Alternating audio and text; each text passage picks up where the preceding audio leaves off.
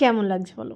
দেখো তো, এই অ্যাটিটিউডটা তো ভালোই লাগে, বাট এইখান থেকে ওইখানে যাওয়ার জন্য যে ব্যাপারটা দরকার সেটাই তোমাদেরকে দেখাতে এসেছি। এই শাড়িটা দেখতে পাচ্ছ, এটা মায়ের শাড়ি, বাড়ি থেকে নিয়ে এসেছিলাম একটা লুক ক্রিয়েট করব বলে।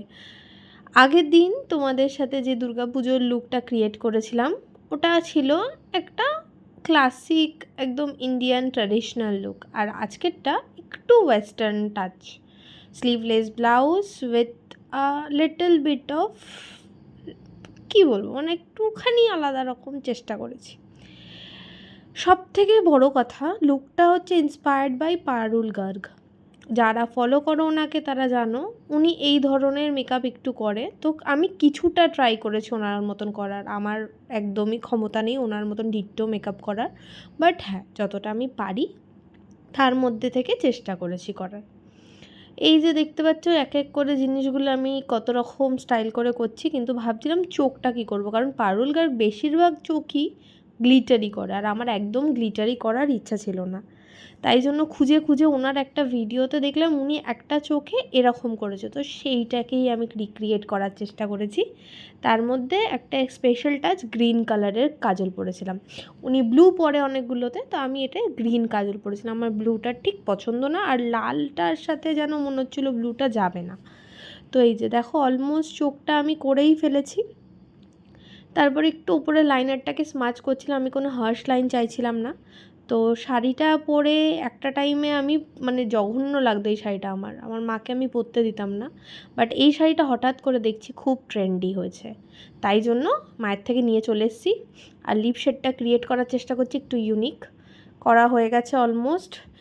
সব থেকে যে ইম্পর্টেন্ট জিনিস পারুল গার্গের মেকআপে সেটা কি?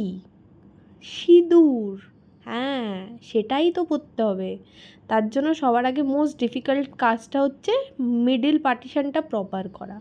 তো এখন সেটাই আমি করছি। আমার মোটামুটি মিডল পার্টিশন হয়ে গেছে, এবার চুলটাকে ভালো করে হাত দিয়ে বসিয়ে নেবো, কারণ প্রচণ্ড কুচো চুল সামনে। আচ্ছা, মেন ব্যাপার হচ্ছে আমার কাছে লিকুইড সিঁদুর নেই, তাই আমি ভেজলিন দিয়ে নেবো একটুখানি। এটা আমার জেঠির কাছ দিয়ে আমার শেখা, ভেজলিন দিয়ে সিঁদুর পরলে নাকি সিঁদুর ওড়ে না। তো এই যে পরে একটু সিঁদুরটা ফ্রন্ট করলাম, চুলটা পরে বাঁধবো, আগে পরবো হার। এক্সপ্রেশনটা দেখতেই পাচ্ছ, এই হারটা যে আমার কী পছন্দের। রিসেপশনে পরবো বলে বরের সাথে ঝগড়া করে কিনেছিলাম, ও কিনে দেবে না, এটা অনেক দাম। আমি জোর করে কিনেছিলাম, বাট রিসেপশনে এটা পরিনি, পরেছিলাম সোনার গয়নায়।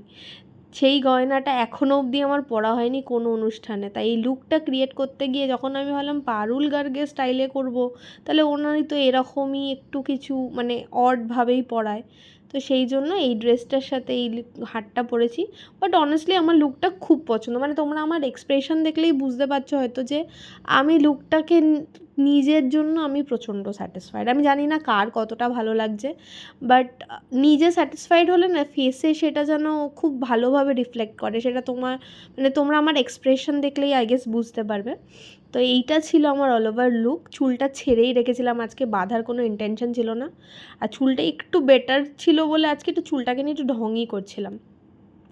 তো যাই হোক, তোমরা জানিও আমার ঢং বা মেকআপ তোমাদের কেমন লাগলো। হ্যাঁ, একটু ন্যাকামো করেছি, বাট এটা বিশ্বাস করো ন্যাচারালি চলে এসছে যেহেতু লুকটা এত পছন্দ হয়েছে। তো সবাই জানিও কেমন লাগলো। বাই।